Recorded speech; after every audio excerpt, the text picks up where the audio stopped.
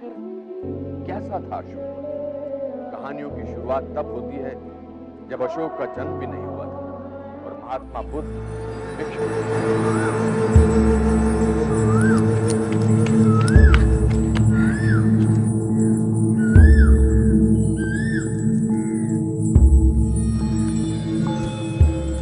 विजय, ये श्रमण सन्यासी कौन है? नगर के सभी लोग इनके पास क्यों चले आ रहे हैं? ये श्रमण महात्मा बुद्ध है। राजगीर में वो भिक्षा मांगने आए हैं। हम भी उन्हें भिक्षा देंगे। पर हम भिक्षा में क्या देंगे? जो हमारे पास है।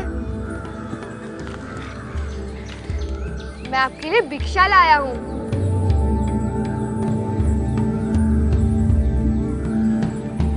मैंने आपको भिक्षा दी है। मैं राजा बनूंगा। मेरा राज संपूर्ण धरती पर होगा। तथागत बुद्ध, मैं आपकी शरण में आऊंगा।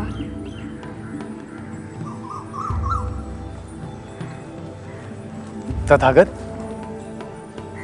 उस बच्चे ने भिक्षा में ऐसा क्या दे दिया जो आप इतना मुस्कुरा रहे हैं? ऐसा तो किसी कारणवश ही हुआ होगा ना? हाँ, सही कहा तुम। मेरी मुस्कुराहट के पीछे कोई ना कोई कारण तो अवश्य रहा होगा। क्या तुमने उस बालक को मेरे भिक्षा पात्र में मिट्टी डालते हुए देखा? जी बदंत।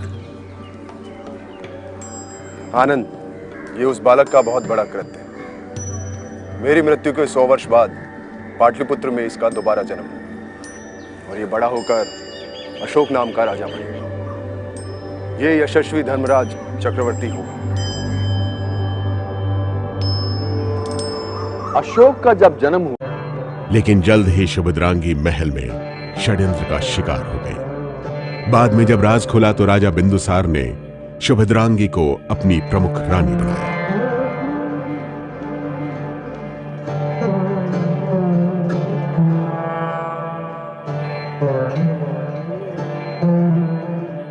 सुभद्रांगी ने एक बेटे को जन्म दिया। इस बालक को उसकी मां ने नाम दिया अशोक। लेकिन कई ग्रंथ और लोक कथाओं में इस बात का जिक्र आता है कि बालक अशोक को देखकर उसके पिता और मगध के राजा बिंदुसार को खुशी नहीं हुई।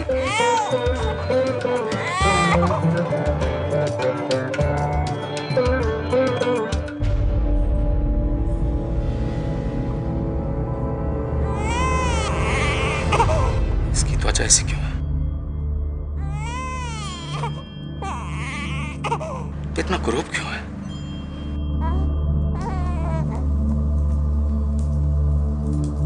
यह बात कितनी हैरान कर देने वाली है कि भारत ही नहीं, दुनिया के सबसे महान सम्राटों में से एक अशोक को उसके पिता ने कुरूप मानकर ठुकरा दिया था। लेकिन क्या अशोक ने कभी इस बात को अहमियत दी? अशोक के पिता बिंदुसार की अलग अलग रानियों से 101 पुत्र थे। अगला मगध साम्राज्य का सम्राट इन्हीं में से एक को होना था। यानी अशोक के सम्राट बनने की राह आसान नहीं। तुम्हें महाराज का आदेश तो मिल ही गया होगा। हाँ पुत्र, तुम्हारे सभी भाइयों की परीक्षा होनी है। तुम्हें अपने युद्ध कौशल और सूझबूझ से महाराज और गुरुजनों को प्रभावित करना है। तुम्हें वहां जाना चाहिए पुत्र। मैं क्यों जाऊं? महाराज बिंदुसार मेरे पिता अवश्य हैं, किंतु मुझे देखना भी पसंद नहीं करते वो। उनकी दृष्टि में तो मैं कुरूप हूं ना, और इस परीक्षा का प्रतिफल ज्ञात है मुझे। पुत्र, महाराज बिंदुसार की न्यायप्रियता पर कभी संदेह ना करो। तुम्हें अपने कर्तव्य का पालन करना चाहिए। मां सुभद्रांगी के कहने पर राजकुमार अशोक परीक्षा देने के लिए तैयार हो गया और जाते जाते मां को दोपहर का खाना भेजने के लिए कहता गया। विजयी भव।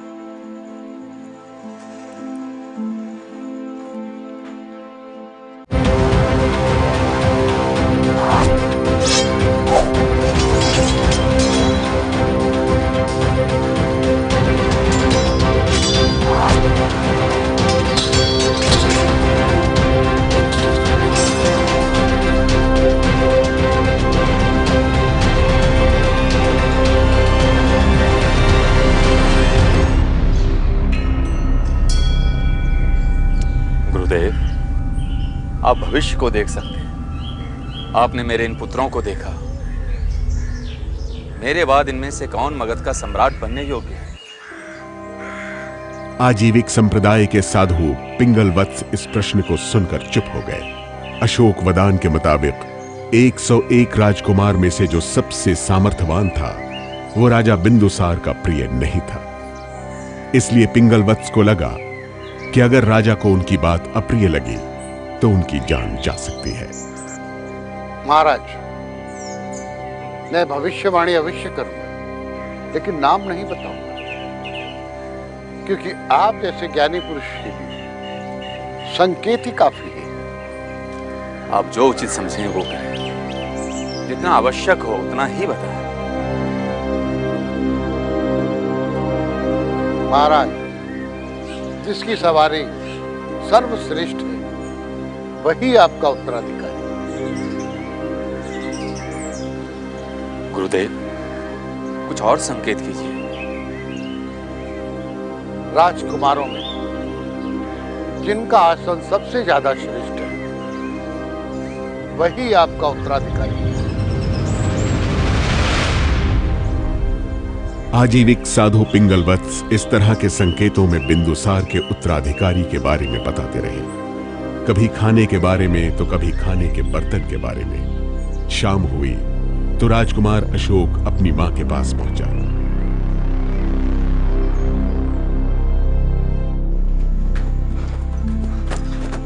महात्मा पिंगल वत्स ने क्या भविष्यवाणी की?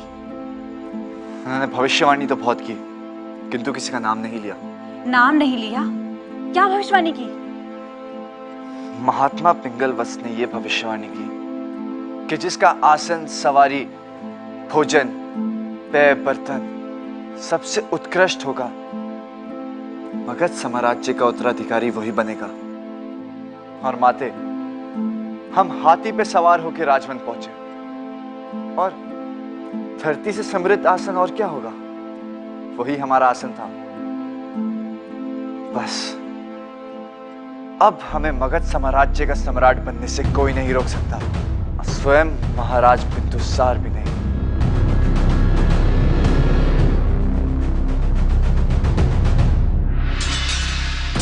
इस कहानी से यह साफ हो गया कि राजकुमार अशोक ये मानता था कि वही मगध के राज सिंहासन का सबसे सामर्थ्यवान उत्तराधिकारी है। लेकिन उसके मानने या न मानने से राजगद्दी उसे मिल जाती, ऐसा नहीं था। उसके युद्ध कौशल का लोहा सभी मानते थे, लेकिन स्वयं राजा बिंदुसार उसे उत्तराधिकारी मानने के लिए तैयार नहीं थे। राजा बिंदुसार अपने सबसे बड़े बेटे राजकुमार सुशीम को अपने बाद मगध का राजा बनाना चाहते थे। राजकुमार,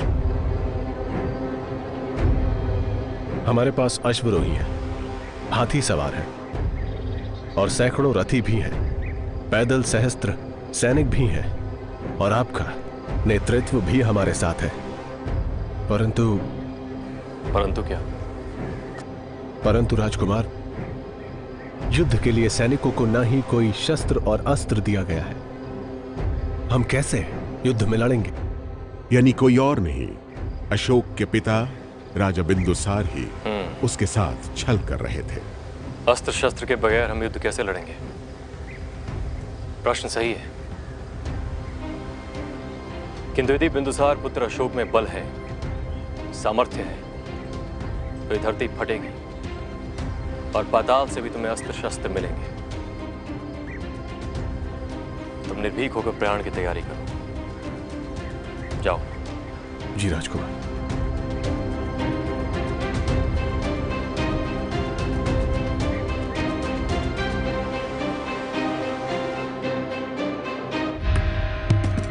तक्षशिला में उसकी सफलता के बाद राजकुमार अशोक को उज्जैन का गवर्नर बनाकर भेजा गया। जब अशोक उज्जैन में गवर्नर था, तभी पाटलिपुत्र में मगध की राजगद्दी को लेकर सुगबुगाहट शुरू हो गई थी।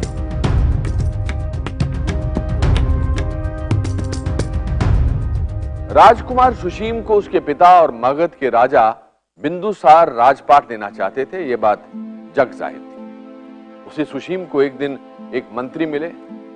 मंत्री के सर पर सुशीम ने मजाक में हाथ फेर दिया। मंत्री ने सोचा, आज हाथ फेर रहा है, कल तलवार चलाएगा।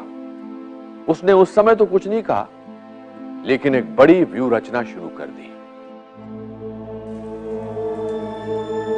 राजकुमार अशोक को समर्थन करने वालों की संख्या बढ़ रही थी, लेकिन सम्राट बिंदुसार की दृष्टि में उनका उत्तराधिकारी सुशीम ही था। सुशीम की परीक्षा की घड़ी भी जल्द ही आ गई। तक्षशिला में एक बार फिर विद्रोह हो गया। इस बार बिंदुसार ने सुशीम को तक्षशिला भेजा। उधर सुशीम तक्षशिला पहुंचा और इधर बिंदुसार की तबीयत अचानक खराब हो गई।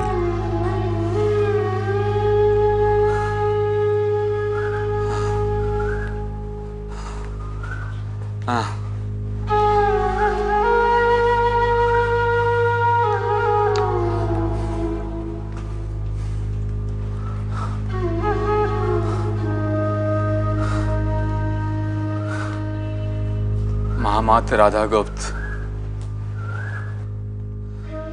तक्षशिला में क्या राजकुमार सुशीम को कोई सफलता मिली? जी नहीं महाराज, अभी तक किसी भी अपेक्षित सफलता की सूचना प्राप्त नहीं हुई है।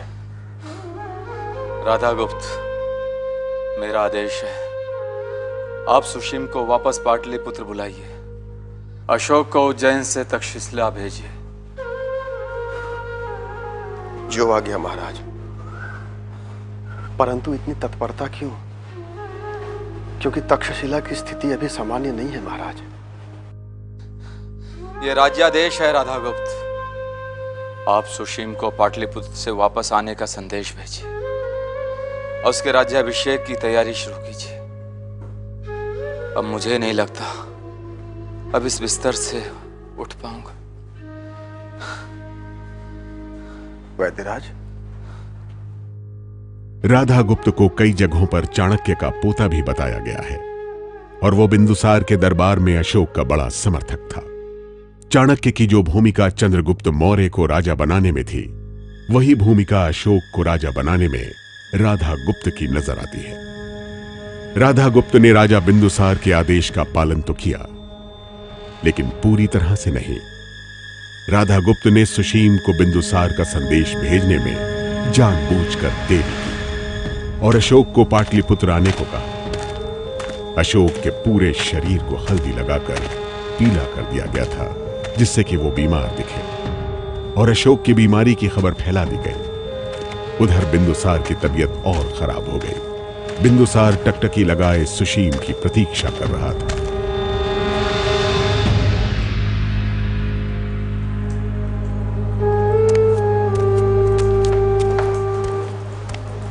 युवराज सुशीम आ गए? युवराज सुशीम नहीं महाराज, राजकुमार अशोक। सुशीम को बुला, अविलंब। युवराज सुशीम को पाटलिपुत्र पहुंचने में अभी बहुत विलंब है महाराज। तब तक आप राजकुमार अशोक का राज्याभिषेक कर दीजिए। अशोक का राज्याभिषेक कर दो? जी महाराज, जब यहाँ युवराज सुशीम पधारेंगे, उनका राज्याभिषेक कर दिया जाएगा। व्यर्थ की बातें मत करो राधागुप्त। जाओ, जाके देखो सुशीम कहां तक पहुंचा। जाओ। यदि मैं मगध की राजगद्दी का सबसे योग्य और सामर्थ्यवान उत्तराधिकारी हूं, तो मेरा राज्याभिषेक अभी होगा, इसी क्षण होगा।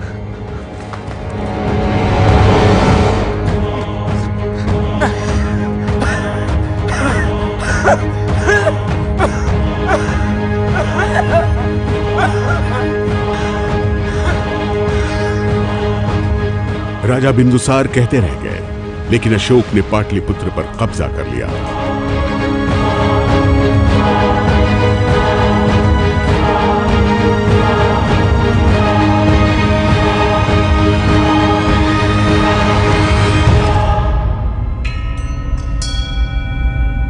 इसी के साथ अशोक मौर्य वंश का तीसरा सम्राट बना। सबसे पहले चंद्रगुप्त मौर्य, उसके बाद अशोक के पिता बिंदुसार पाटलिपुत्र की राजगद्दी पर बैठे। मौर्य वंश का तीसरा सम्राट अशोक था।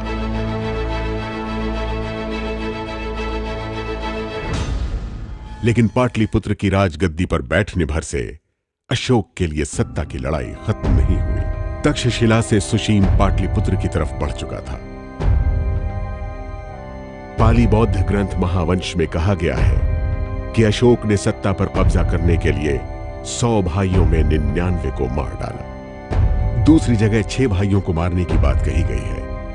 एक शिलालेख में अशोक उन अधिकारियों का जिक्र करता है जिनका दूसरे कामों के अलावा उसके भाइयों, बहनों एवं अन्य संबंधियों के परिवार।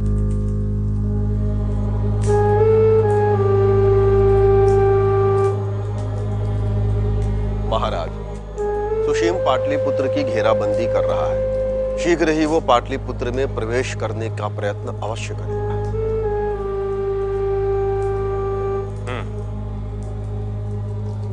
हमारी रणनीति क्या है? पाटलिपुत्र में 4 प्रवेश द्वार हैं महाराज। यदि आपकी आज्ञा हो तो इस बार पश्चिमी द्वार से सेना का नेतृत्व मैं स्वयं करना चाहूंगा। ठीक है, मैं पूर्वी द्वार पर हूं और आप दोनों उत्तरी और दक्षिणी द्वार। यदि युद्ध के पहले ही युद्ध के कारण का अंत कर दिया जाए तो?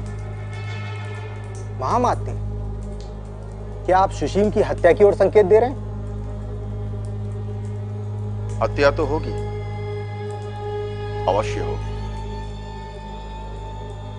परंतु युद्ध नहीं होगा महाराज। किंतु युद्ध के दौरान ही तो मारा जाएगा उसे। महाराज, पूर्वी द्वार पर आपसे आगे आपका छद्म होगा। मेरा छद्म? जी महाराज, आपसे आगे काठ के हाथी पे आपका छद्म होगा। किंतु उससे क्या लाभ होगा महामात्य? काठ के हाथी के आगे पहले से बहुत बड़ा गड्ढा खुदा होगा। और खोदो, आवश्यकता पड़े तो और सैनिकों को लगाओ, समय बहुत कम है।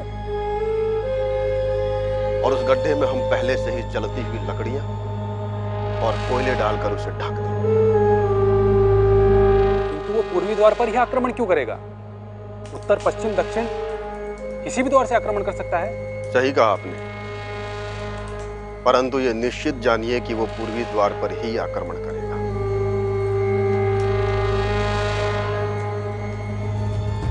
क्योंकि ऐसा करने के लिए मैं स्वयं उसे प्रेरित करूंगा।